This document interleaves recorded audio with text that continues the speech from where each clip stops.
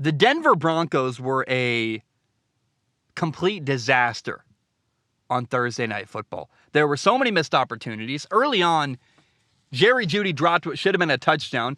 Russell Wilson, he's going to get hated on a lot in the next couple weeks, and even by me. I'm going to say some stuff that's not very flattering of Russell Wilson. He made a great throw to Jerry Jeudy down the seam in the end zone. It hit Jerry Jeudy in the shoulder pads. Wasn't a touchdown. That should be a touchdown. That's a drop by Jerry Jeudy. That's a problem. But then later, Russ had him open down the left sideline, totally missed him. So it's not like Russ is without blame here. This was legitimately the worst game I have ever seen Russell Wilson play, and probably was the worst game of his entire football career. The worst game of his life.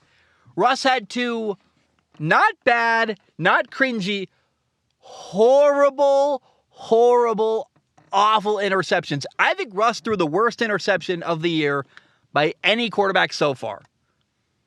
His first interception was, I would call it the worst interception by any quarterback so far this football season. It was a throw where he basically panicked under pressure. Pressure's in his face. He just chucks it up in the middle of the field into coverage. I walked away thinking, like, what in the world was that? I don't know what you're doing, dude. You look left, it's not there. He just kind of flicked it up over the middle. I can't believe he did that. That's you don't see rookie quarterbacks do that. That's a veteran quarterback, a guy who people have talked about. I've said the words, he's a future Hall of Famer. Not with that decision making. Russell Wilson is playing himself out of the Hall of Fame this year. It's really awful. His second interception, I think, wasn't as horrible as a decision. It's pretty hard to top what he did in that first one, to just panic and throw it up for grabs. Like, that can never happen. Especially, he didn't even look at the defense. That first interception, he just chucks it up in the middle of the field. Like, you can't do that. That's stuff Johnny Manziel used to do. But his second interception came 3rd and 4, 2 minutes and 13 seconds of ball on the 13-yard line. You're up. You're leading the game 9-6. And Russell Wilson got picked off in the end zone. He was late. He threw the ball behind his receiver. That's a great play by Stephon Gilmore, making him pay. I mean, that's a good defender in football. It's hard to play corner in the NFL. But if the quarterback is ever wrong, late, or slightly inaccurate, you got to make him pay. And that's what a good corner does, because you can't beat a perfect throw. But you can the margin for error is really low in the NFL, and if they miss that margin, you got to make them pay. Stephon Gilmore made Russell Wilson pay. 3rd and 4, end of the game, in the end zone. But that second interception gave Indy the ball back with 2 minutes left to go. And it was a baffling play call. I don't know what you're doing. You're up 9-6, 2 minutes left in the game. Ball on the 13-yard line. Run the football. Run the clock out. Kick a field goal. You're up 12-6. You probably win. I cannot believe they threw the ball on 3rd and 4 on the 13-yard line. It's so simple, and yet Denver didn't do it. I don't know what to make of that. Honestly, I feel bad for the Broncos fan base. Did you see people? I don't know how many. A lot of people probably turned the game off. It was horrible. When the game got tied 9-9 and the Colts kicked their field goal to send the game to overtime, the Broncos fans were just leaving the stadium. They were like, we're fed up, we're done, we're leaving. I feel bad for Denver, man. They traded for Russell Wilson. They gave up a lot to get him. And then before the year even started, Denver gave him a 5-year, $245 million contract. So you trade a bunch to get him, you paid him a ton of money, and now Russ is playing horrible football. Like, truly just atrocious, awful, bad football. It's baffling. It's wild to me. You know who's loving it, though? Seattle Seahawks fans. I was just in Seattle on Wednesday.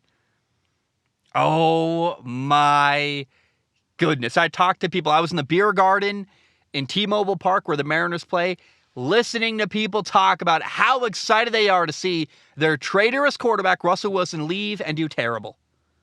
Russ wanted out. Things are going to be better. The grass is greener over there. Goes to Denver. He is stinking it up. He's playing horrible. You know what the Broncos need? They need Geno Smith to rescue them. He's playing better than Russell Wilson right now.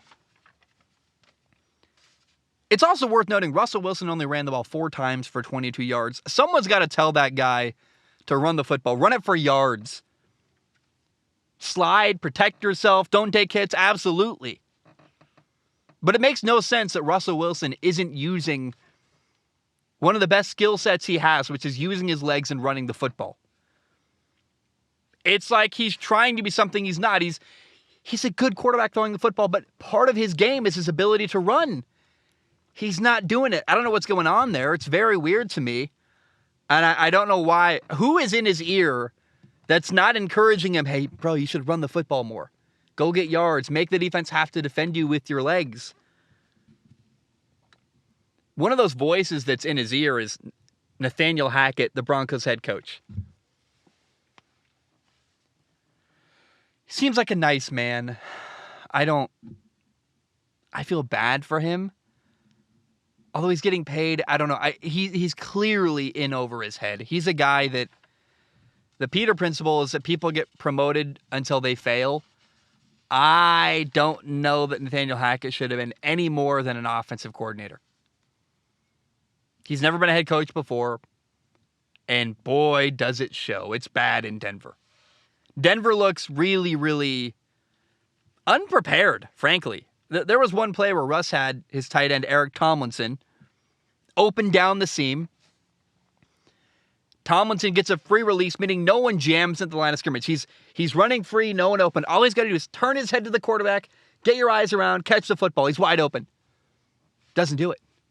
He hasn't been coached that, hey, if you get a free release, turn your head to the quarterback, catch the football.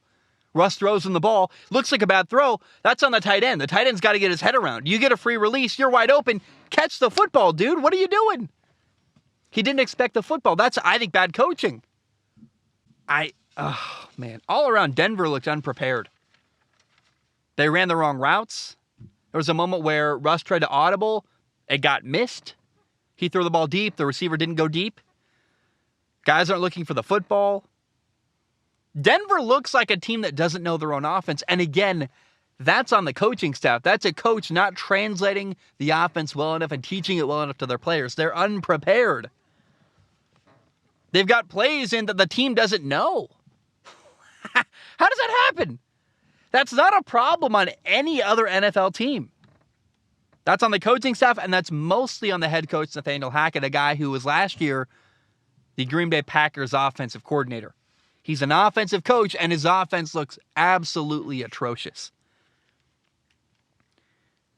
Nathaniel Hackett, in every single game this year that I've watched with Denver, has had a moment where it's just painful to watch, and you're like, what are you doing? What's happening here? How is this possible? The moment in this game was that 3rd and 4, end of the game, 2 minutes and 13 seconds left on the 13-yard line, and they throw the football for some reason. I'll never understand that one. Again, Broncos fans, they were leaving the game as the game went to overtime. They didn't even want to watch. They were done. They're like, we're fed up, we're leaving. They could not believe their team let Indy back into the game. And that leads me to the 4th and 1. We got to talk about that 4th and 1. The game came down to this. It's overtime. Denver's down 3 points. They have to score. They've got the ball 4th and 1 on their own 5-yard line. What does the defense do? They played man coverage. On the right side of the field, Denver ran a rub concept, meaning one defender runs vertical, they run a slant underneath it, the defenders run into each other, basically. The slant comes wide open underneath, and what is Russell Wilson doing? Looking the other direction. On the right side of the field, you got KJ Hamler wide open on a slant. It's a rub concept. Pre-snap, you go, hey, if we get man coverage, that's my matchup I want. And he's looking to the other side of the field. It's a quarterback who looks like he doesn't know the offense very well. That's a terrible, terrible sentence. Your $245 million quarterback. Right, wrong, or indifferent, it looks like he doesn't know the offense very well. That can't happen. KJ Hamler is like slamming his helmet. He's really pissed off, and I don't blame him at all. Justified. What a miss. You can't do that. Again, Denver looks like a team that doesn't know their own offense, and that's on the coaching staff. That's on Nathaniel Hackett. Denver has the worst red zone offense in the league. And we were lucky. The game was awful to watch, but we got one gift as an audience. Richard Sherman, a former Seattle Seahawks teammate of Russell Wilson, was in Denver at the game working as a broadcaster. A guy who lost a Super Bowl with Russell Wilson and is bitter about it. He's angry. Remember when Russell Wilson threw an interception on the goal line to Malcolm Butler? Richard Sherman is still bitter about that. And hearing Richard Sherman talk about Russell Wilson is must-watch TV. You have to track that down. It's amazing. There's bad blood there. He is not happy. He does not like Russ at all. And there's a lot of pain when the past is brought up. He can't contain himself. It's hilarious, and I feel guilty saying this. It's very entertaining to watch a Richard Sherman in pain, frustrated, talking about some of the deep frustration he has with his former quarterback, Russell Wilson. That is amazing television. And he made a great point. The Broncos defense played outstanding. They sacked Matt Ryan 6 times. The Colts did not lead until they kicked the field goal in overtime. The entire game, Denver had the lead, and Denver's defense played a hell of a game. And Denver had opportunities on offense, man. They had the ball multiple times. I mean, Denver missed so many opportunities in the red zone, in key moments to score and win the game. And when your quarterback is making $245 million and not delivering, that's a massive problem. Your defense plays lights out, and your expensive quarterback, the highest paid guy on the team, isn't delivering. Oh, that is where division in the locker room is created. That's what Richard Sherman talked about, and he's right. That's what happened in Seattle. So in summary, Russell Wilson looks straight up awful. He deserves a ton of criticism. Russ is going to get criticized and made fun of. There's memes galore. He deserves all of it. When you're paid that much money, when you put that target on your back, you sign that contract, you have to deliver. I said it with Kyler Murray. I'll say it with Russell Wilson. You can't make that much money and not deliver. It's shameful and embarrassing the way Russell Wilson is playing. He knows that. I've never doubted Russ in my career more than this moment. He looks lost. And I'm not sure, Trevor Moawad, a guy who gave a lot of advice and was an advisor of sorts to Russell Wilson, he died. And that's the guy Russ really needs right now. He needs Trevor Moawad in his ear encouraging him, and unfortunately, he doesn't have that. Also, you might know Russ's dad passed away many, many years ago. I don't know who the person is that advises Russell Wilson, who's in his ear encouraging him. He needs someone, though. I don't know who that person could be. I don't follow that detail anymore. I don't know what anymore. I should say, after Trevor Moawad died, I don't know who stepped up to become Russ's new advisor or motivator or encourager or whatever you want to call it. And it looks like he doesn't have one. He looks lost emotionally and confidence-wise. And that's tough. When the guy you lean on passes away, what do you do? I don't know. But Russ looks like a guy who is lacking in confidence, who doesn't have anyone in his corner helping encourage him. And I'm worried he's not going to be able to solve it. We've seen guys make a lot of money, get massive contracts. Joe Flacco got a massive contract in Baltimore. It didn't work out. They had to get rid of him. We've seen guys sign really big contracts and it not work, and I worry Russ could be one of those guys that doesn't work. Now, if they get a new coach, maybe that's different. Maybe they hire Sean Payton, the former coach of the Saints. Maybe there's a solution here that's possible. But right now, Russ looks lost. And I worry Nathaniel Hackett, their head coach, might get fired.